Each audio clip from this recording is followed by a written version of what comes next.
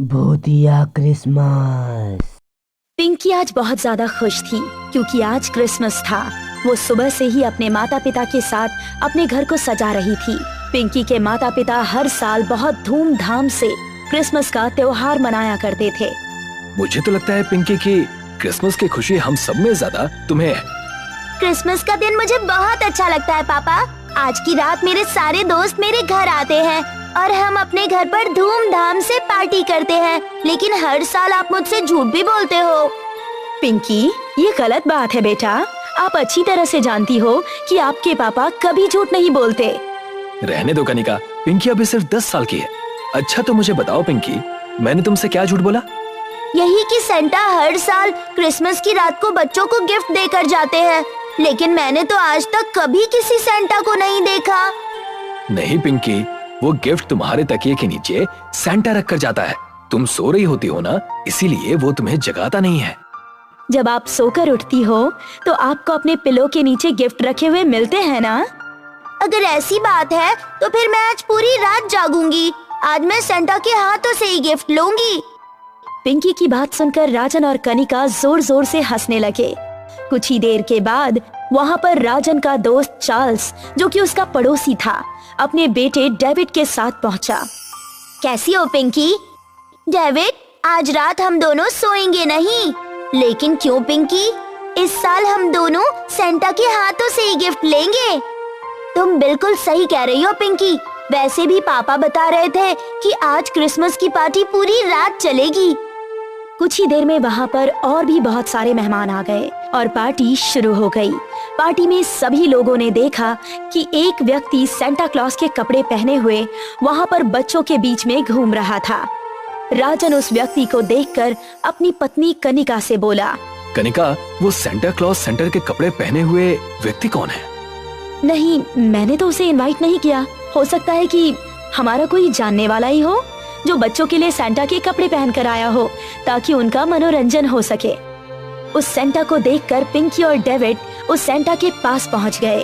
आप कौन हो? मैं तुम्हारा सेंटा हूँ पिंकी। आप तो मेरा नाम भी जानते हो। मैं सिर्फ तुम्हारा ही नहीं बल्कि तुम्हारे दोस्त डेविड का भी नाम जानता हूँ। मैं तुम्हारे लिए कुछ लाया हूँ। मैं जानती हूँ कि आप मुझे गिफ्ट देने वाले हो। ये लो, तुम दोनों के लिए मैं विदेशी चॉकलेट लेकर आया हूँ। इतना बोलकर सेंटा दोनों को गौर से देखने लगा। देखते ही देखते सेंटा का चेहरा बहुत ही भयानक हो गया। पिंकी और डेविड के गले से डर की वजह से चीख निकल गई। चीख निकलते ही हर तरफ अंधेरा छा गया। पार्टी में खलबली मच गई, मगर अगले ही पल लाइट आ गई। मगर पार्टी में जितने भी बच्चे मौजूद थे वो सब गायब थे। पिंकी कहाँ है? पिंकी कहीं नजर नहीं आ रही। वो सब छोड़ो राजन, मुझे पिंकी की चीख सुनाई दी थी। मुझे बहुत घबराहट हो रही है। सिर्फ पिंकी ही नहीं कनिका, डेविड भी चीखा था। ये दोनों बच्चे कहाँ चले गए? सिर्फ पिंकी और डेविड ही नहीं चार्ल्स, इस पार्टी में जितने भी बच्चे मौजूद थे वो सब गायब हैं। अगले दिन टीवी पर बच्चों के गायब होने की खबरें न्यूज पर चल रही थी।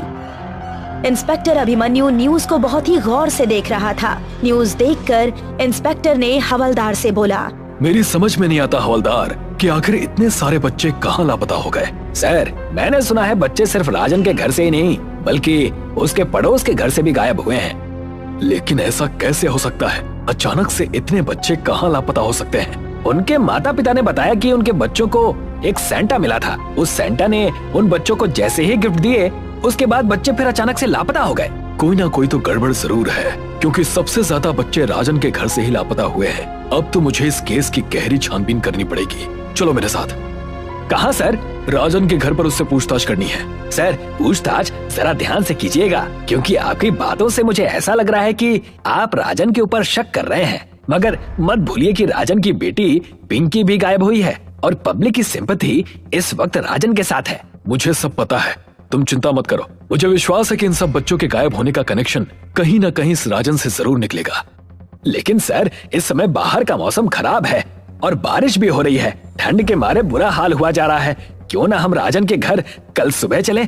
नहीं हवलदार, मुझे अभी और इसी वक्त राजन से पूछताछ करनी है। इंस्पेक्टर अभिमन्यु जीप के अंदर बैठ गए। थाने से राजन के घर का रास्ता एक जंगल से होता हुआ जाता था। अचानक रास्ते में इंस्पेक्टर अभिमन्यु की जीप बंद हो गई। क्या हुआ सर, आपने जीप क्यों रोक दी? जीप रोकी नहीं हवलदार, अपने आप रुक गई है। ये तो सर मुंडवाते ही ओले पड़ने वाली कहावत हो गई है सर। अपनी बकवास बंद करो हवलदार। इतना कहकर अभिमन्यु जीप से उतर गया। तभी अचानक इंस्पेक्टर अभिमन्यु की नजर एक खंडहर पर पड़ी। इंस्पेक्टर अभिमन्यु ने देखा कि उसे खंडहर की छत पर सेंटा जैसा दिखने वाला एक व्यक्ति खड़ा हुआ अजीब से अंदाज में नृत्य कर रहा था। हवलदार जरा सामने देखो, मैंने अभी वहाँ उस खंडहर की छत पर एक सेंटा देखा। कैसी बातें कर रहे हैं सर, अब आपको इस समय हर जगह सेंटा ही नजर आ रहा है। मेरी बात का विश्वास करो हवलदार। इंस्पेक्टर अभिमन्यु ने इतना कहा ही था कि तभी कुछ बच्चों की चीखें इंस्पेक्टर अभिमन्यु और हवलदार के कानों से टकराई। लगता है हमें खंडहर के अंदर जाना होगा और लगता है कि हमारी कार भी सही जगह खराब हुई है। हो ना हो बच्चे इसी खंडहर के अंदर हैं। चलो जल्दी। इतना बोलकर इंस्पेक्टर अभिमन्यु हवलदार के साथ उस खंडहर की ओर दौड़ने लगा। तभी अचानक इंस्पेक्टर अभिमन्यु के दौड़ते हुए कदम रुक गए। इंस्पेक्टर अभिमन्यु के सामने दिल दहला देने वाला दृश्य था। खंडहर के अंदर बहुत से बच्चे बेहोश पड़े हुए थे और 2 बच्चों का सिर धड़ से अलग होकर खंडहर की छत पर लटक रहा था। मुझे तो अपनी आंखों पर विश्वास ही नहीं हो रहा है सर कि मैं जो कुछ भी देख रहा हूँ वो सच है। इन सबके घर वालों को तुरंत इन्फॉर्म करो। उनसे कहो कि उनके बच्चे मिल गए हैं और पता करो कि ये जो 2 बच्चों की गर्दन लटक रही है उनके माता पिता कौन हैं। कुछ ही देर में उन सब बच्चों के माता पिता उस खंडहर के पास पहुंच गए। राजन और चार्ल्स बुरी तरह से रोने लगे। आखिर मेरी पिंकी ने किसी का क्या बिगाड़ा था? मेरी पिंकी को क्यों मार दिया? और मेरा बेटा डेविड मेरा इकलौता बेटा था, किसी निर्दयी ने मेरे बेटे को कितनी बुरी तरह से मार दिया। इतना कहकर वो इंस्पेक्टर अभिमन्यु की ओर देखकर बोला, यहाँ पर खड़े खड़े क्या देख रहे हो? जाओ जाकर कातिल का पता लगाओ। वो जो कोई भी हो मैं उसे जिंदा नहीं छोड़ूंगा। मैं स्वयं पता लगाऊंगा कि मेरी पिंकी का कातिल कौन है। कौन है वो सेंटा जिसने मेरी बेटी को इतनी बेरहमी से मार दिया? देखिए मुझे ये बात कहते हुए सही तो नहीं लग रही, लेकिन आपके बच्चों की मौत कोई साधारण मौत नहीं है। मैं कुछ समझा नहीं। जब मेरी कार यहाँ पर खराब हुई तब मैंने इस खंडहर की छत पर एक सेंटा को अजीब से अंदाज में नृत्य करते हुए देखा था। मैंने खंडहर का एक एक कोना छान मारा मगर मुझे सेंटा का कोई नामो निशान नहीं मिला। कुछ तो गड़बड़ जरूर है। पिंकी और डेविड का अंतिम संस्कार कर दिया गया। अगली रात इंस्पेक्टर अभिमन्यु थाने में बहुत ही गहरी सोच में डूबे हुए थे। क्या बात है सर, काफी देर से देख रहा हूँ आप किसी गहरी सोच में गुम हैं। एक बात मुझे समझ में नहीं आ रही हवलदार, वो जो कोई भी था पर मैं दावे से कह सकता हूँ कि वो इंसान नहीं था। आप किसकी बात कर रहे हैं सर? उस सेंटा की जिसे मैंने खंडहर की छत पर कड़कड़ाती हुई सर्दी में अजीब से अंदाज में नृत्य करते हुए देखा था और फिर वो अचानक गायब कैसे हो गया? माफ कीजिएगा सर, लेकिन ये बात आप किसी दूसरे के सामने मत करिएगा वरना लोग आपको पागल समझेंगे। मैं तुम्हारी बात को समझता हूँ और जानता भी हूँ, लेकिन एक दूसरी बात और है जो मुझे अंदर ही अंदर खाए जा रही है कि राजन और चार्ल्स के बच्चों के ही कटे हुए सर उस खंडहर में क्यों मिले, क्योंकि बाकी सब बच्चे तो वहाँ पर बेहोश पड़े हुए मिले थे। उन सबको कोई खरोच तक नहीं आई थी। ये तो देखकर मैं भी चौंक गया था। इसका मतलब ये है कि वो जो कोई भी हो चार्ल्स और राजन से उसकी दुश्मनी है। अब ये तो हमें चार्ल्स और राजन ही बता सकते हैं। चलो मेरे साथ। चार्ल्स राजन के घर पर राजन और कनिका के साथ उदास बैठा हुआ था। उन तीनों की आंखों में आंसू थे कि तभी अचानक कोई जोर जोर से दरवाजा खटखटाने लगा। जाओ जाकर देखो, इतनी रात को कौन हो सकता है? कनिका ने जैसे ही दरवाजा खोला तो उसके गले से एक जोरदार चीख निकल गई। चीख सुनकर राजन और चार्ल्स दरवाजे पर दौड़ते हुए आए। उनके सामने वही सेंटा खड़ा हुआ अजीब अजीब सी हरकतें कर रहा था। तुम तो वही सेंटा हो जो क्रिसमस की रात वाली उस पार्टी में मौजूद था। मैंने देखा था मेरी बेटी पिंकी तुमसे बात कर रही थी। हाँ, और मैंने भी देखा था कि मेरा बेटा डेविड भी तुमसे बात कर रहा था। कौन हो तुम? तभी अचानक सेंटा की आंखें किसी बिल्ली की तरह चमकने लगी। राजन, चार्ल्स और कनिका हवा में उड़ते हुए दीवार से टकरा गए। इंस्पेक्टर अभिमन्यु हवलदार के साथ पहुंच गए और पिस्तौल निकालते हुए सेंटा की ओर देखकर बोले, अपने आप को कानून के हवाले कर दो। तुम जो कोई भी हो बच नहीं सकते। सर, आप कमरे का दृश्य नहीं देख रहे? आपका अंदाजा सही था, ये कोई इंसान नहीं है। अपनी बकवास बंद करो। इंस्पेक्टर ने इतना कहा ही था कि तभी इंस्पेक्टर और हवलदार भी हवा में उड़ते हुए दीवार से टकराते हुए गिर गए। तभी उस सेंटा का चेहरा देखते ही देखते एक बूढ़े व्यक्ति में परिवर्तित हो गया। उस बूढ़े व्यक्ति को देखकर चार्ल्स और राजन की आंखें हैरत से फटी की फटी रह गईं। तुम, ये कैसे हो सकता है? तुम्हें तो मरे काफी समय हो चुका है। राजन सही कह रहा है। तुम वो नहीं हो सकते। तुम तो खंडहर से गिरकर मर चुके थे ना। तभी उस बूढ़े व्यक्ति का चेहरा देखते ही देखते बहुत भयानक हो गया और उसकी आंखों से खून बहने लगा और वो किसी शैतानी बूढ़े की तरह दिखने लगा। तुम दोनों ने बिल्कुल सही कहा, लेकिन तुमने पूरा सच नहीं कहा। इंस्पेक्टर अभिमन्यु और हवलदार बेहोश हो गए, मगर बेहोशी की हालत में भी उन दोनों को एक ही दृश्य दिखाई दे रहा था और वो दृश्य था आज से 20 वर्ष पहले का, जब राजन और चार्ल्स 20 वर्षीय युवक थे। आज तो क्रिसमस की पार्टी में मजा आने वाला है चार्ल्स। सही कहा, तुझे तो वैसे भी मजा आएगा क्योंकि आज रात पार्टी में तेरी दोस्त कनिका जो आने वाली है। अरे यार वो देख, हमारे इस हाई सोसाइटी की पार्टी में इस बुढ़े को मैं काफी देर से देख रहा हूँ। और देख, इसके बगल में जो एक बच्ची खड़ी है, कितने गंदे कपड़े पहने हुए हैं उसने। ये तो हमारी सोसाइटी का माहौल खराब कर देगी। चल इस बुढ़े और बच्ची से पूछते हैं कि वो दोनों यहाँ कैसे घुस आए। इतना कहकर चार्ल्स और राजन उस बूढ़े के पास चले गए। क्या नाम है तुम्हारा? मेरा नाम मोहनलाल है बाबूजी। वो तो ठीक है, लेकिन तुम यहाँ पर क्या कर रहे हो? क्या तुम्हें पता नहीं है ये तुम्हारी जगह नहीं है? थोड़ी ही देर में इस बड़े से हॉल में पार्टी शुरू होने वाली है। ये मेरी पोती है चमकी। हम दोनों यहाँ से गुजर रहे थे, तभी ये बच्चों को देखकर जिद करने लगी। कहने लगी कि मैं भी सेंटा जैसे कपड़े पहनूंगी और मैं भी सेंटा को देखूंगी। मैंने सुना है कि इस पार्टी में बहुत से लोग सेंटा बनकर नृत्य करते हैं, पर कुछ देर बाद हम लोग चले जाएंगे। मेरी पोती सेंटा को देखकर खुश हो जाएगी। तो तुम्हारी पोती को सेंटा देखने का शौक है? हाँ, मैं एक ऐसी जगह भी जानता हूँ जहाँ पर इससे भी बड़ी पार्टी होती है और वहाँ पर तरह तरह के व्यंजन भी मिलते हैं, वो भी फ्री में। तो फिर आप मुझे वहाँ पर ले जाएंगे? हाँ, क्यों नहीं। राजन उस बूढ़े व्यक्ति और उस बच्ची को अपनी कार में बिठाकर उसी खंडहर में ले गया। साहब, ये तो खंडहर है। बेवकूफ, यही तो तेरी असली जगह है। साहब, मैं एक गरीब बूढ़ा व्यक्ति हूँ। मेरी पोती के माता पिता कुछ सालों पहले ही एक एक्सीडेंट में मर गए। हमें यहाँ से जाने दीजिए। अच्छा ठीक है, तो जा, डायरेक्ट नीचे जा। राजन ने उस बूढ़े व्यक्ति को धक्का दे दिया और उसने एक चीख के साथ जमीन पर गिरकर वहीं दम तोड़ दिया। अबे ये क्या किया तूने? मैंने तो इसे ऐसे ही धक्का दिया था, मुझे क्या पता था कि वो नीचे गिर जाएगा। तभी चमकी चीखती हुई अपने दादा के पास नीचे की ओर भागी। अचानक अंधेरे में उसका पैर किसी पत्थर से टकराया और वो तेज धारदार पत्थर पर गिर गई। चल यहाँ से भागते हैं। अच्छा हुआ कि ये बच्ची भी मर गई, वरना हम दोनों का राज खोल देती। तभी इंस्पेक्टर और हवलदार की आंख खुल गई। उन दोनों ने देखा फर्श पर राजन, चार्ल्स और कनिका की कटी हुई गर्दन पड़ी हुई थी और वहाँ कोई सेंटा नहीं था। उस बूढ़े व्यक्ति की आत्मा ने अपना बदला ले लिया था। ये कहानी अंबोली गांव की है, जहां इन दिनों 10 सरों वाले सेंटा क्लॉज का आतंक फैला हुआ है।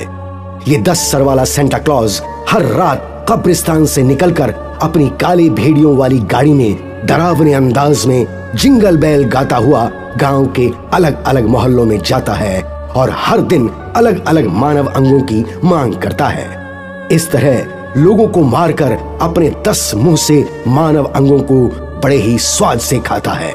इस 10 सर वाले सेंटा क्लॉज से पूरा गांव भयभीत हो जाता है। उनके भय को मिटाने और समझाने चर्च के फादर इस गांव में आते हैं। मैं आप लोगों को समझाने आया हूँ, डराने नहीं। फादर, आपकी बात सुनकर तो भूत भी डर गए होंगे, फिर हम तो इंसान हैं। ये 10 सरों वाला सेंटा क्लॉज भूत ही है जो विदेश के कब्रिस्तानों से निकल कर आया है। क्या? विदेशी भूत? अब भूत नहीं, विदेशी सेंटा क्लॉज कहो। फादर, ये 10 सरों वाला सेंटा क्लॉज अपने ही गांव में क्यों आया है? क्रिसमस का त्योहार आने वाला है। ऐसे पवित्र समय में अच्छी आत्माओं को कुछ दिनों के लिए आजाद कर दिया जाता है। ऐसे ही मौके का फायदा उठाकर बुरी आत्माएं भी कब्रिस्तान से भाग निकलती हैं और मौत का आतंक फैलाती हैं। फादर, सेंटा क्लॉज तो लोगों को गिफ्ट देते हैं और खुशियां बांटते हैं, लेकिन ये सेंटा क्लॉज तो सुख के बदले दुख बांट रहा है और गिफ्ट में भी हमें मौत दे रहा है।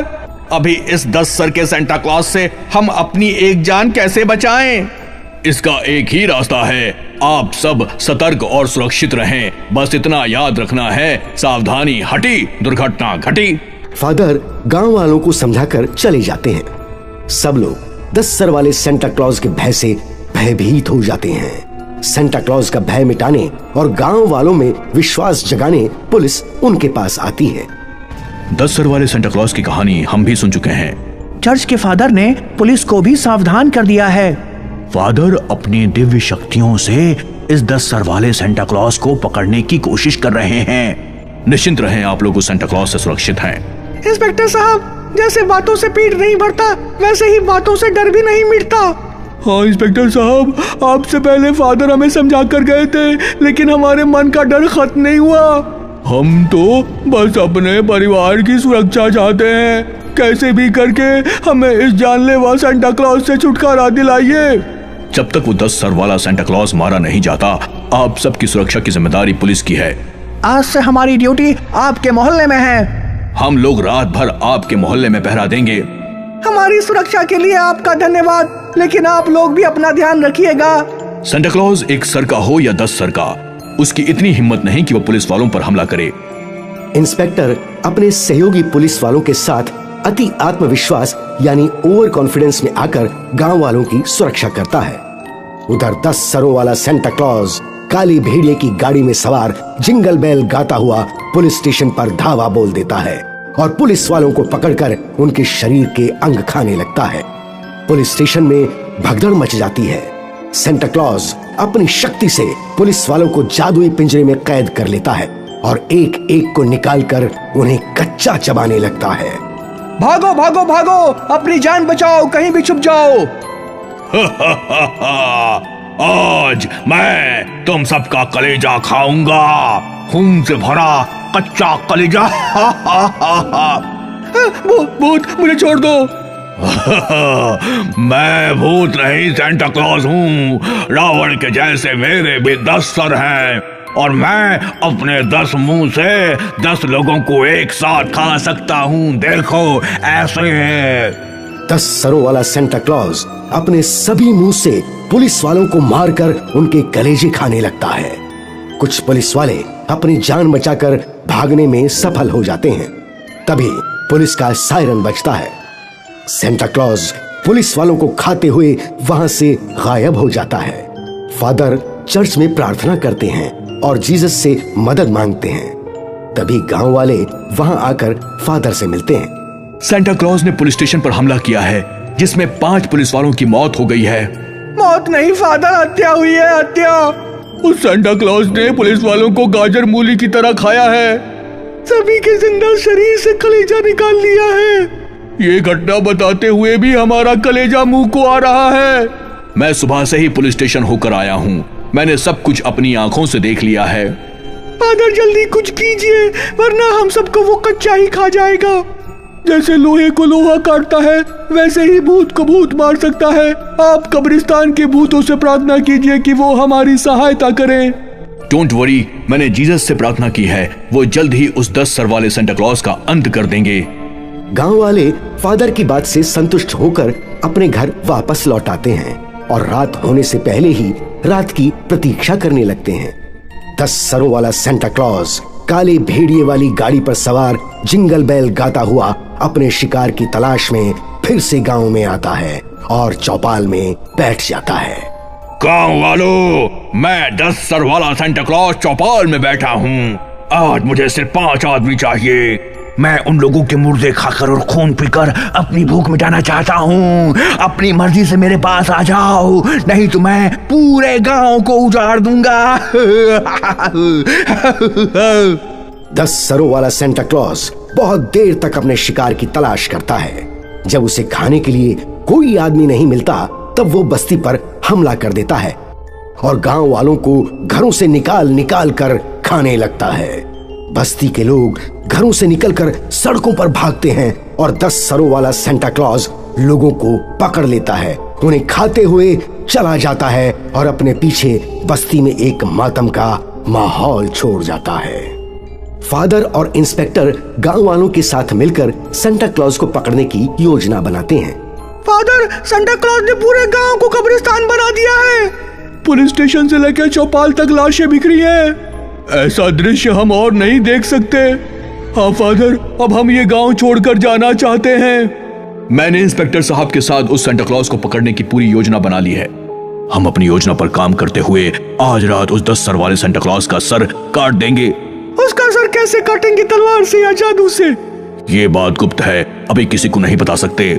जीसस ने मुझसे प्रॉमिस किया है कि आज वो इस सेंटा क्लॉज से पूरे गांव को मुक्ति दिलाएंगे।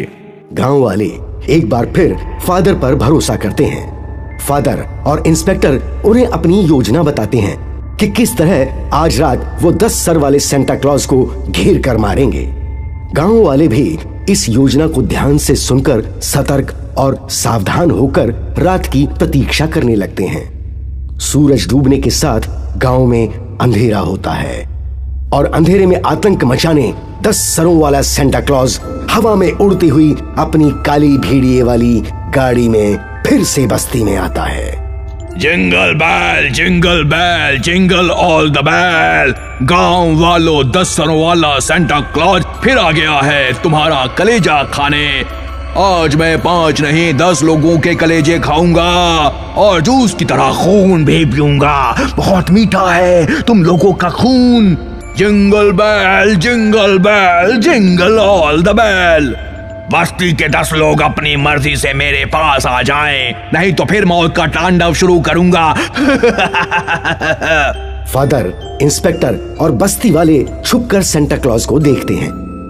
फादर का इशारा पाकर सब लोग अपने अपने हाथों में लिया क्रॉस बाहर निकालते हैं। ये अभिमंत्रित क्रॉस फादर ने बस्ती वालों को दिया है। इससे एक दिव्य किरण निकलती है। सब लोग क्रॉस को सेंटा क्लॉज की तरफ करते हैं और उसकी दिव्य किरण से सेंटा क्लॉज घबरा जाता है। सब लोग क्रॉस लिए सेंटा क्लॉज की तरफ बढ़ते हैं। ये सब क्या है? मैंने 10 लोगों के कलेजे मांगे हैं, यहाँ तो पूरा गांव आ गया। ये लाइट बंद क्यों है? ये लाइट बंद करो। तूने मेरे पवित्र सेंटा क्लॉज को बदनाम किया है। बहरूप, ये बता तू कौन है? आज फादर तेरा हिसाब करेंगे, कब्रिस्तान के शैतान। फादर, आप इसे मंत्र पढ़कर भस्म कर दो। हाँ फादर, गांव वालों को इससे मुक्ति दिला दो। तुम लोग चले जाओ यहाँ से। मुझे सिर्फ 10 आदमी चाहिए और मुझे सिर्फ तू चाहिए शैतान। अपनी पहचान बता। आओ, इसके नजदीक आओ। सब लोग हाथ में क्रॉस लिए सेंटा क्लॉज के पास आते हैं। क्रॉस की रोशनी से सेंटा क्लॉज जलने लगता है। बता तू कौन है, नहीं तो जलाकर भस्म कर दूंगा। मैं बार्सिलोना के कब्रिस्तान से आया हूँ। मैं इंसान नहीं शैतान हूँ। ऐसे ही रूप बदल कर अपनी शैतानी शक्तियों से आतंक मचाता हूँ, लेकिन अब तुम कुछ नहीं कर पाओगे। मुझे कौन रोकेगा? तुम्हें जीसस की शक्तियां रोकेंगी। ये क्रॉस तुम लोगों को जलाकर भस्म कर देगा। फादर, देर मत कीजिए, इसे जल्दी मारिए। फादर मंत्र पढ़कर अपने क्रॉस पर फूंकते हैं। उनके क्रॉस की रोशनी तेज होती है। फादर वो क्रॉस लेकर सेंटा क्लॉज के नजदीक जाने लगते हैं। सेंटा क्लॉज के बदन में आग लग जाती है और वो जलने लगता है। गांव के लोग जलते हुए सेंटा क्लॉज को देखते हैं। शैतान, आज तेरी कहानी यही खत्म होगी। नहीं, मुझे मत मारो, मुझे मत मारो। मैं यहाँ से चला जाऊंगा। मुझे मत मारो मुझे। फादर फिर मंत्र पढ़कर अपने क्रॉस पर फूंकते हैं। उससे आग निकलने लगती है और उस आग से सेंटा क्लॉज जलकर राख हो जाता है और उसकी राख से एक नया 1 सर वाला सेंटा क्लॉज अपनी सफेद रेनडियर वाली गाड़ी के साथ निकलता है और उस पर बर्फ की बारिश होती है। तुम कौन हो? मैं सेंटा क्लॉज का दूत हूँ। इस शैतान ने मुझे अपने वश में कर लिया था, जादुई शक्ति से अपने शरीर में छुपा लिया था। फादर, आपने मुझे शैतान से आजाद कर दिया।